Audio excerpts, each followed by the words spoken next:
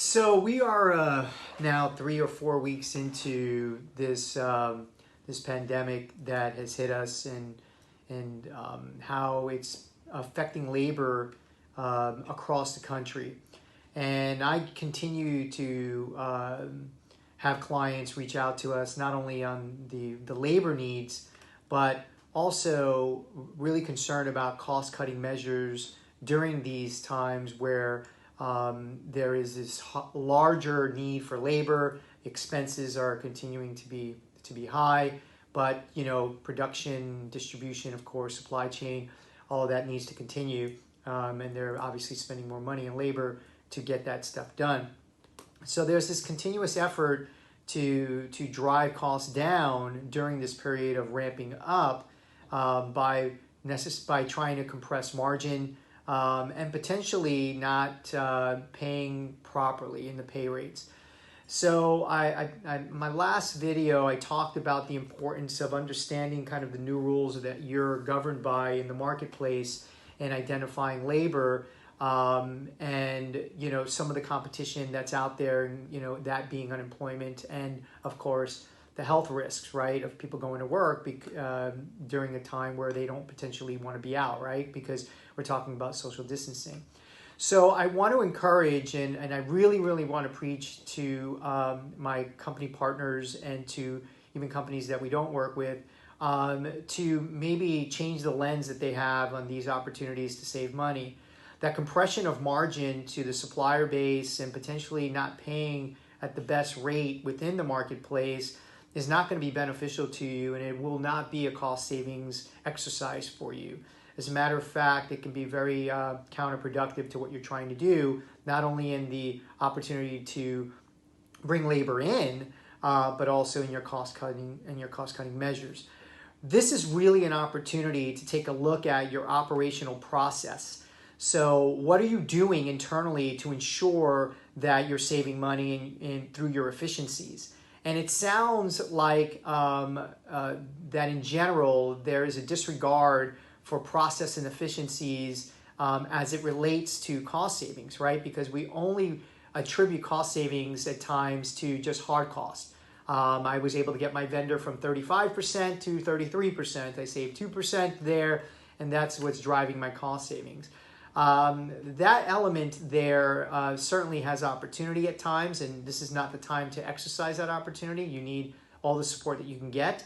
But really, it goes around these where you really want to save money, and especially during a period like this, is what are you doing to protect your wallet in the efficiencies and business processes that you have in place.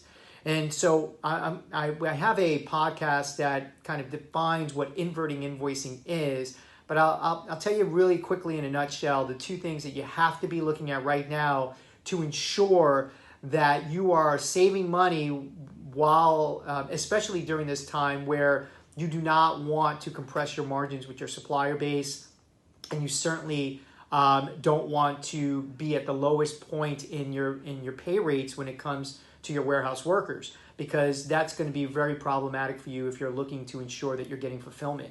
Fulfillment will suffer. So what should you be looking at? Timekeeping. So how are you tracking time? You have to have a very strong and efficient way that you're tracking time so that you're governing that clock carefully. So please ensure that you have a time clock in your system that is a very specific pay group that is for temp labor. And if you don't have one, reach out to your supplier or your managed service company to provide you one.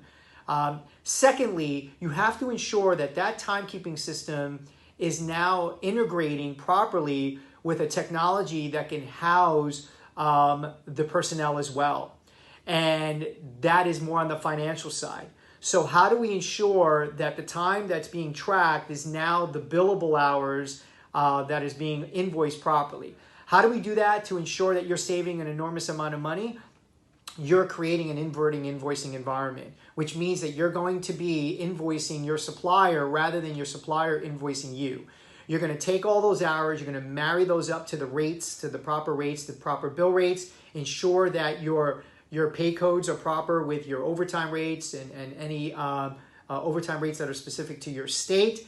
And then you're creating your bill internally. And when you create that bill internally, you're sharing that bill directly over to your supplier. And you're saying, supplier partner, I'm paying you X. And we're no longer comparing hours, right? 1,000 hours came out of your Chronos clock, and they billed me for 1,000 hours, got an invoice for 1,000 hours. There's too many errors in that. There's no possibility of potentially reconciling that properly because you're only using an hours equation, and I can tell you that it's flawed.